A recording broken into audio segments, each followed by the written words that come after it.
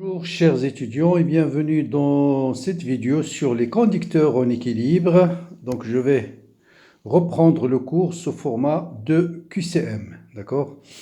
Donc voilà les questions. Donc on considère un conducteur plein de forme ellipsoïde qui porte une charge Q. Donc ce conducteur-là, voilà, ce conducteur-là qui porte une charge Q, hein. Et on va poser quelques questions. Donc on considère qu'il est isolé en équilibre. Donc je pose la question et pour chaque question, je vais répondre en même temps. Question 1, le champ à l'intérieur de ce conducteur. Est-ce qu'il est nul, positif ou négatif? Bien. Je rappelle, qu'est-ce que c'est qu'un conducteur en équilibre? On dit qu'un conducteur en équilibre lorsqu'il n'y a pas un mouvement orienté des charges. C'est-à-dire il n'y a pas de courant qui circule à l'intérieur de ce conducteur. Bien sûr, les charges ne sont pas fixes dans un conducteur en équilibre, ils sont en mouvement, mais ce mouvement est tellement aléatoire qu'en moyenne, l'électron ne bouge pas à l'intérieur du conducteur. Ça veut dire que la force totale qui s'exerce sur les charges libres à l'intérieur d'un conducteur en équilibre, elle est nulle. Or, la force, c'est la charge fois le champ électrique. Donc, si la force est nulle, ça veut dire automatiquement, obligatoirement, le champ à l'intérieur d'un conducteur en équilibre doit être nul. Donc, la bonne réponse, bien sûr, c'est la réponse A. Deuxième question, on vous dit comparer les potentiels aux points A et B.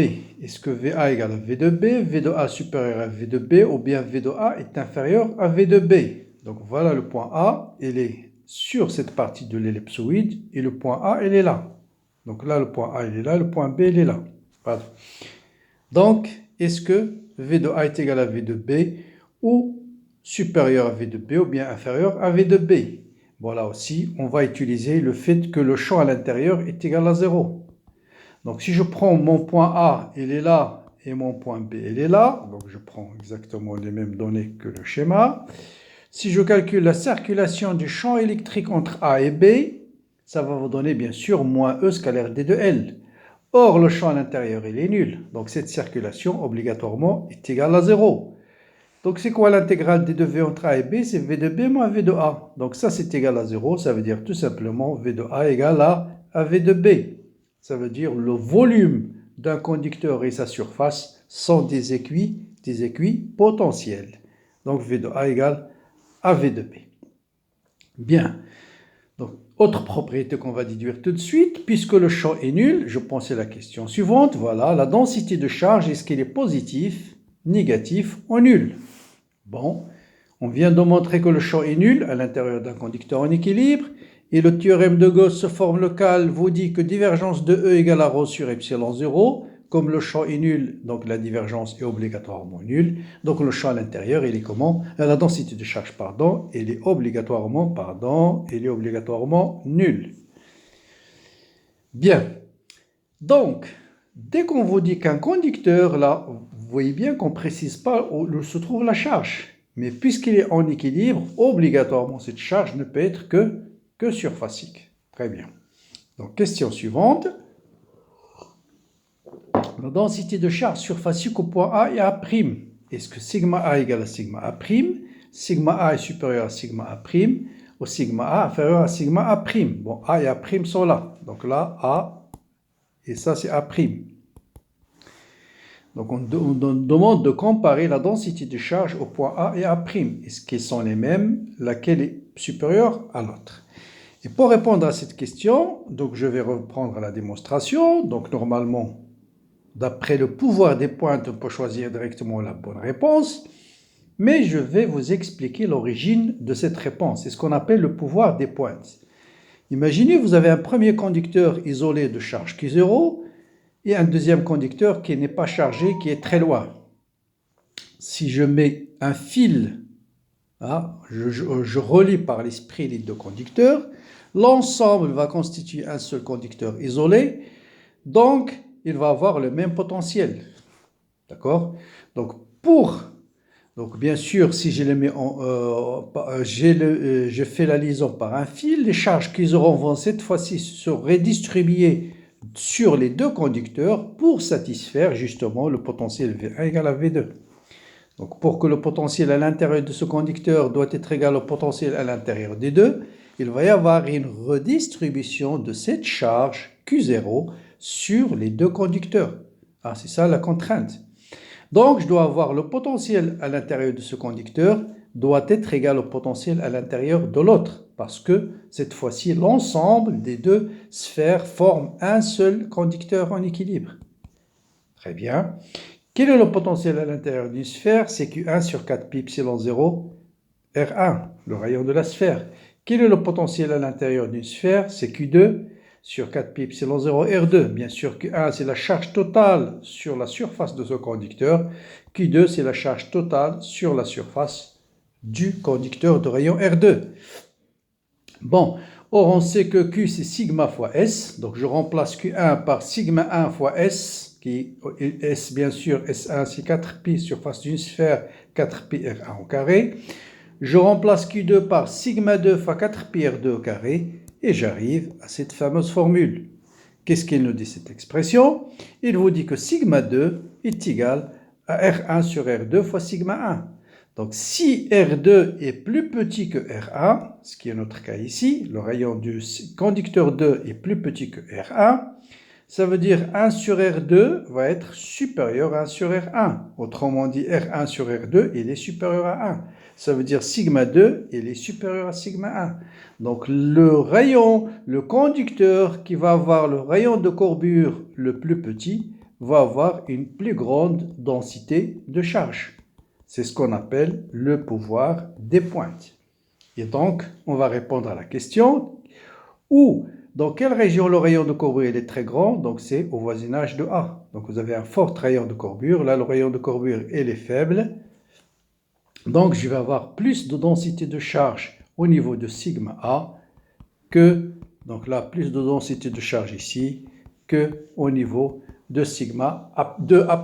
Donc, je vais avoir sigma de A'. Sigma de A' est supérieur, voilà, sigma de A' est supérieur à sigma de A. Très bien. Voilà la bonne réponse. Question suivante. Quelle est la relation entre le module, cette fois-ci, du champ électrique au voisinage de A et A'? C'est-à-dire, est-ce que le champ au voisinage de A va être supérieur au champ au voisinage de A'? Il va avoir la même valeur, ou lequel est le plus grand? Bien, ça c'est ce qu'on appelle le théorème de Coulomb.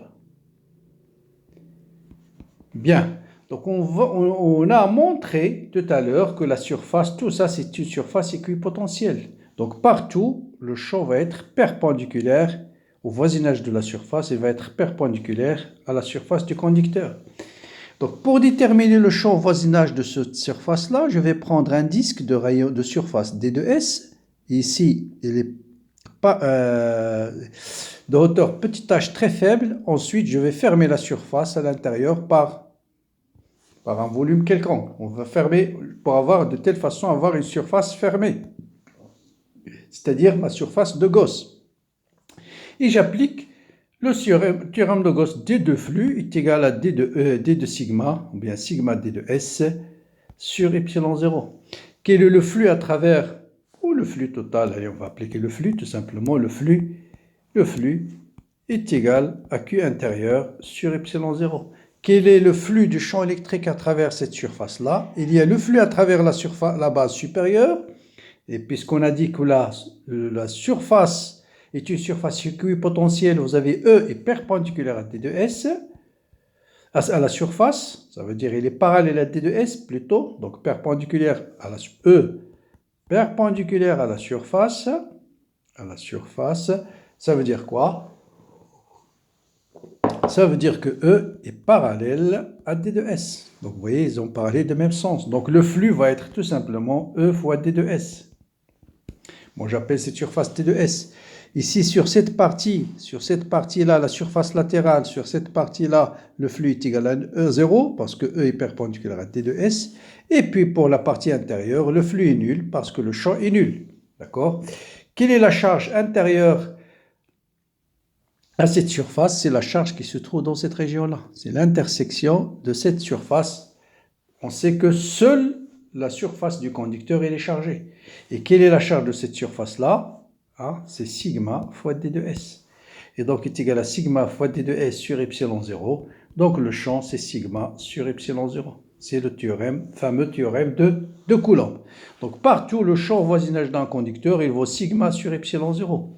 Attention, sigma n'est pas uniforme. Donc le champ n'est pas uniforme. Ça veut dire là où j'ai plus grande densité de charge, je vais avoir un champ élevé. Et au voisinage de A', j'ai une forte densité de charge. Donc le module du champ au voisinage de A' va être supérieur au champ au voisinage de A. Il a la même expression, mais faites attention, c'est sigma sur epsilon 0, mais sigma, c'est dépend du rayon de courbure. Hein? Il dépend du rayon de courbure. Bien. Bon, il reste encore deux questions, une dernière question. Cette fois-ci, au conducteur de tout à l'heure, hein, qui était chargé positif, là plus densité de charge, là moins, là encore plus densité de charge. Qu'est-ce qu'on va faire? On va rapprocher, mettre à côté, un conducteur de forme sphérique isolé. Et neutre, hein? Donc neutre et isolé. Bien. Ces deux conducteurs sont-ils en influence partielle, totale? On ne peut rien dire. Bon, ils sont ce qu'on appelle en influence partielle. Pourquoi?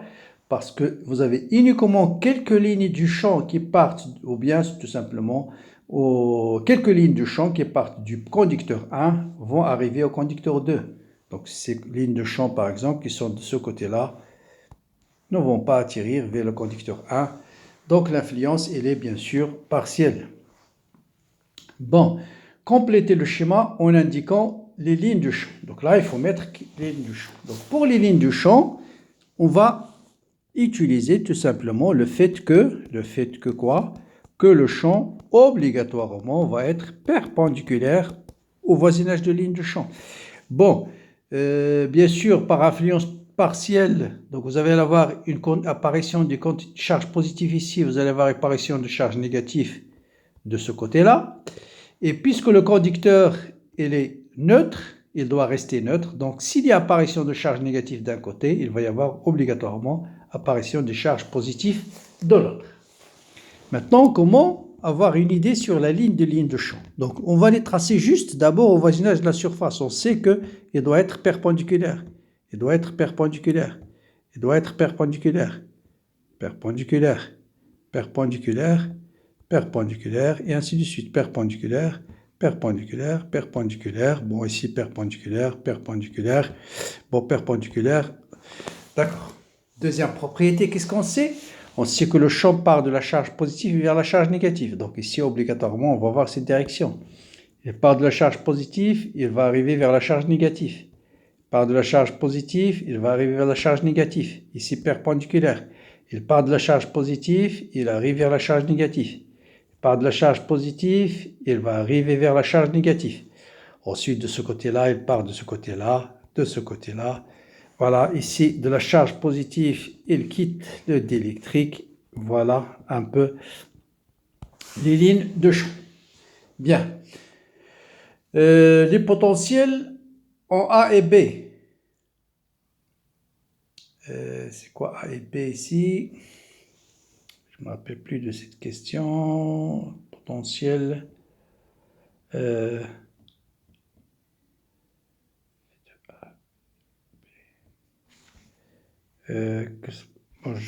Cette question, potentiel au point A et B, je n'ai pas noté quels sont les points A et B. Dont on précise, bon, je passe, peut-être je reviens après. Donc, que se passe-t-il si on relie le deuxième conducteur au seul? Donc d'abord avant la liaison, on a dit vous avez ici des charges positives, positif, positif, positif, positif, positif, positif, négatif, négatif, négatif, positif, positif, positif. Donc si je relie ces conducteurs au sol, tout simplement les charges positives qui sont de ce côté-là vont partir vers la Terre. Et donc on va voir juste cette partie qui sera chargée négativement et rien d'autre sur l'autre surface. Donc voilà pour cette vidéo-là que sous forme de QCM, mais en même temps, j'ai repris un peu les notions du cours du conducteur en équilibre d'une façon succincte. Vous avez une autre vidéo assez détaillée, bien sûr, et d'autres exercices sur la chaîne. Bonne lecture, bon ramadan à tous et à très bientôt.